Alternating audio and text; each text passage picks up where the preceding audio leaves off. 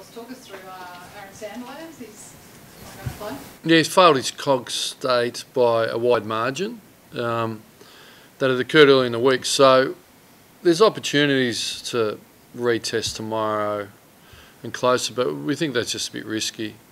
And we wrap, good process around that, and so therefore he's unavailable. And Michael and Jonesy at the minute, Scotty Jones will be in. I think we'll look at the weather.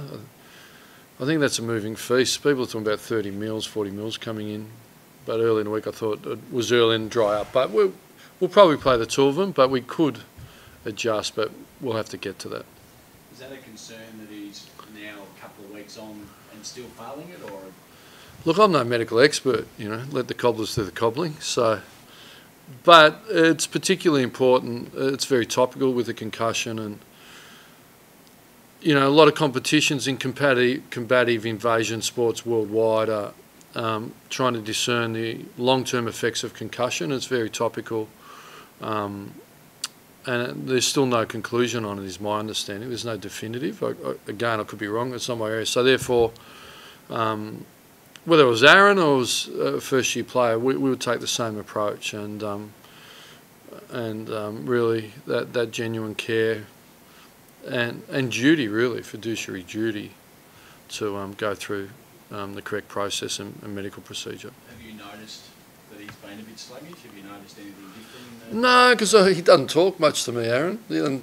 He just works. Look, when you've been around some concussion, they do look a bit doughy in the eyes and a bit glazed, and he certainly looked that early in the week, and sometimes they have symptoms of ongoing headaches. I haven't checked in too much, except flagged early that, mate, you'd have to be 100%, obviously, but we're going to take no risk, and there's no pressure, and he'd have to be bouncing out of his skin to let him go and play. So we're not at that level. Yeah. So no flight, no Sandlands. Just talk about no hope. Sorry? No hope. No, I've heard that one before. Everyone. Reduce the chances. Yeah. You just talk about the challenge that awaits the guys. Yeah, well, it's a significant challenge, and Adelaide aren't without their challenges. So, but again, we want to improve our football, and it's the only way you can win games of football. We thought we were playing a pretty good brand early in the year and standing up against some quality teams after that poor first round. So clearly we're younger, but there's plenty of things that were in our control. We could play better football than we did. Our clearance work needs to be better, and we can't be a midfield group that survives and relies on Sandilands and Fife, because if that's the case, we're in a lot of trouble. So our midfield coaches and our midfield understand, they'd like to be more competitive than they were last week against a dominant ruckman. And you think Jacobs is a dominant ruckman, so that same challenge lies in front of us. And we'd like to think we adapt in a strong manner. Certainly in the past, we've had strong personnel out and been able to get up and find a way. So, we want to fight tooth and nail and scrap in front of all our partners and the Docker community. So we're here to improve our football. To half-time with 5 minutes to go last week, I think it was 10 points, and there were some poor turnovers that were costly, and then they got on top in the third quarter. But we played some good footy at the end. So there's some learnings out of that we would like to implement, and we've got our core session today, and we need to focus on, some of those areas and bring them to life in the game. We've seen the extended squad who comes in the final 22. Yeah, well, clearly Nathan's out, and Brandon Matera's in.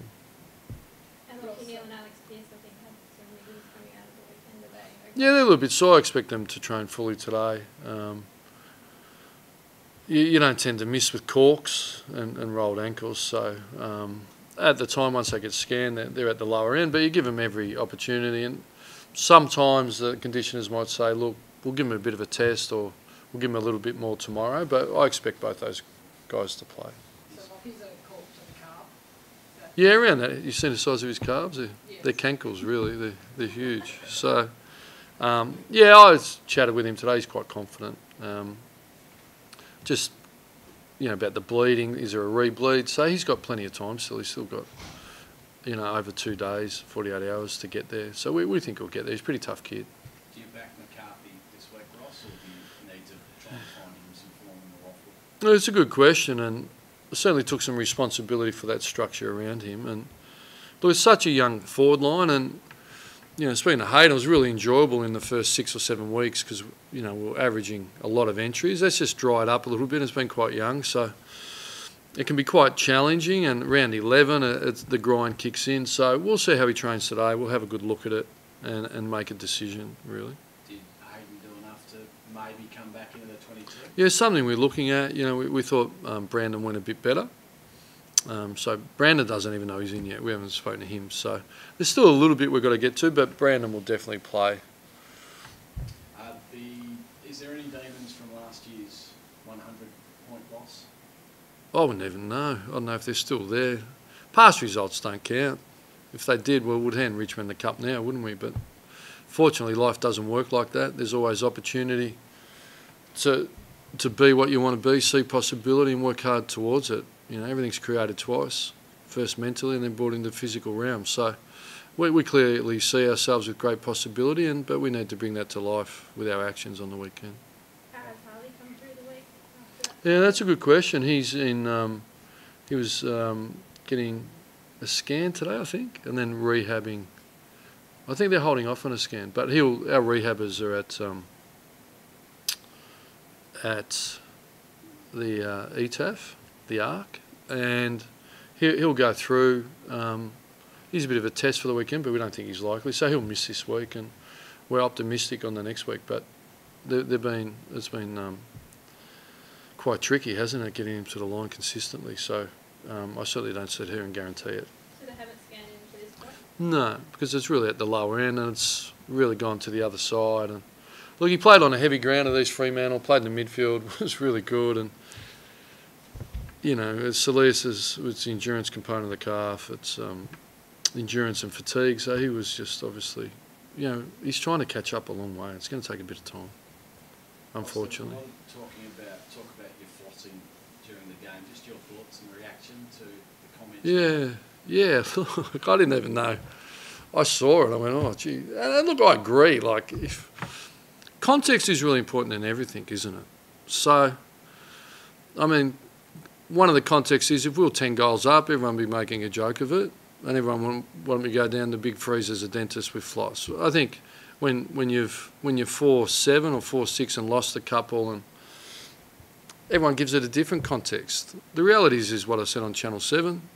I had it in my pocket. I always doodle with a pen. And if you look at did you watch the footage? What am I talking? No, you're plucking. No. I'm discussing, I'm talking, it's in front of me, and I'm talking to my coaches. I think once it went near my tooth. So I think if you have a relook at the footage, you could almost lip read. I'm having a consistent conversation with my coaches. I'm happy for you to bring it up behind me if you like, but there's certainly no disrespect intended. I've coached 272 games, I doodle a lot. And I understand the novelty value, but it's about context. Some people want to look at it in one way, and it all depends what your agenda is and what you're trying to paint. That's just the world we live in. And everyone's trying to get heard, and everyone wants some clickbait and some cut-through. So if that's created some clickbait and some cut-through and some distribution, well, that's okay. That's the world we live in. Would you do it again, though, having... As I said, it was subconscious, and it was unintentional, and it was fleeting. I couldn't even tell you how long I had it up there for. It was certainly to continue on. No one said anything to me, so clearly you do subconscious things. So, yeah, I'm not too stressed about it. Are you? No, it didn't worry. Yeah, so, yeah. Ross, is it a good time to get the Crows with so many injuries and everything? Well, I think if you're Richmond Footy Club reigning premier, you probably... But for us, we've got a young group. I think we had 8 players under 15 games. If you really think about that, and 7 under 10 games, it's pretty significant, So, but they've got their challenges as well, but they've been able to fight through really well. I think their captain comes back, which will inspire them a little bit. He's a big, powerful key forward, but they're certainly not at full strength. But again, paper teams don't win AFL games, And I think the Crows learnt that firsthand going to last year's grand final. I think they were the raging favourites, and you end up, getting convincingly beaten. So paper teams don't win anything. Did the 4 and 5 start for you give you false hope, or did you expect to be where you are with when you decided to move the kids in? No, well, we moved them in really from the start, to be honest. I'm sure Bailey Banfield played round one. I couldn't tell you the Still numbers. had your veterans playing? Yeah, we did because, I don't know, when they were signed up and contracted, everyone thought they had a future. So, and when they train hard and they play well, you give them opportunities. Chera and Brayshaw have been in since round two. Banfield's been there the whole time. So, no, we looked at it and thought our best football can win games. If our senior players stand up and everyone plays their part, we can win our fair share. And that's what we did. I think we got 13 on the injury list. So when you are young and you're transitioning, you are more vulnerable to mature lists.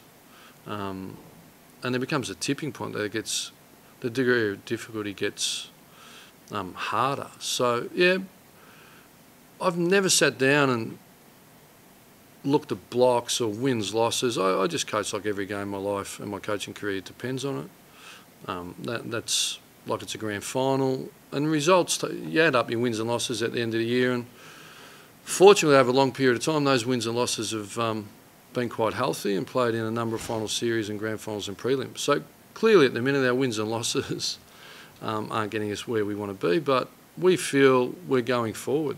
Even within the loss last week, there were some little things that I can see that are improvements and are going to stand us in good stead. So, no, there's no surprise here. I don't think. But again, context is important, isn't it? So when people are talking about us and performance, I think they've got to put it in context as to what's occurring. But everyone creates their own context to suit what story they want to write or how they want to think. Whether you're in the media, you're a supporter, or an opposition supporter, or you're a supporter of mine or you're not. You create your own context and your own reality to suit your own narrative and surround yourself with like-minded thinkers. That's the way it works. We all know how good Taylor Walker is when he's fit. What are you expecting from him now? Is that like Yeah, I'm not too sure. I'm not too sure. I think it caught me a little bit off guard, but I'm focusing really on ourselves. So, look, he's a great player. Great players play when they're a little bit thin. He's a captain. If we don't limit and pressure the supply, he'll kick goals. But if we limit and pressure the supply, I'm sure Joel Hamling and Pearce and Kirsten can handle him. If it does. How are you preparing for the big freeze? Last night's cold temperatures might have helped, but have you taken any ice baths? Me? Yeah, no, I used to take the ice baths in Sydney. It's been a long time. Look, what I will say is he's an inspiration, Neil Danaher. And he calls it the beast.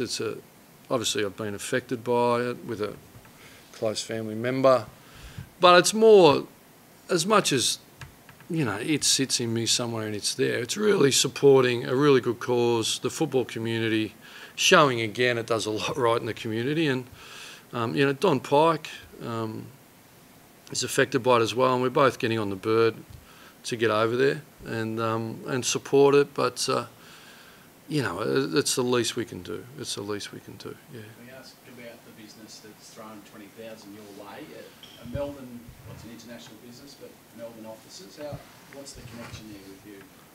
Just what was in the press release. Their national director, Mark Weisel, built his businesses and his philosophy, a lot of it, not all of it, based on my coaching philosophies that he's gleaned out of, and I understand this because that's what he shared, that he's gleaned out of my time at St Kilda and at Fremantle. So helps his leadership, helps his processes, and he seems to be going okay.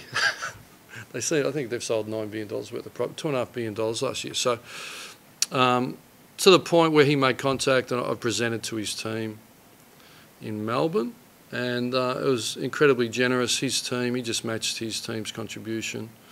But more importantly, it's about, he saw Neil, he's an inspiration. He'd like to support Fremantle and myself, but importantly, be a force. So, look, it's nice that someone sees you in that light, I suppose. You mentioned it before, and maybe Joe, would you go down as a dentist after what happened? Yeah, it was on the short list, but again, we're sensitive to, and particularly to our DOCA community, anyone that's seen me coach at the Dockers, and I hate the eye doctor and it's about me. I think it'd be a long stretch to think I don't take my coaching seriously and I was being disrespectful and flippant. But we don't want to go anywhere near that. In a real sense, use the humour. But again, if that got misconstrued and it was disrespectful, we wouldn't want anyone to feel like that, so we won't go near it. Maybe one pigster. Thanks, guys. You got an outfit? Yeah, but it's under wraps. No hints. No, I was thinking Grimace from McDonald's or Tinky Winky from the Teletubbies, the purple one, with the red handbag. I was thinking What's that. the purple one? Teletubby. I think it's Tinky Winky, isn't it?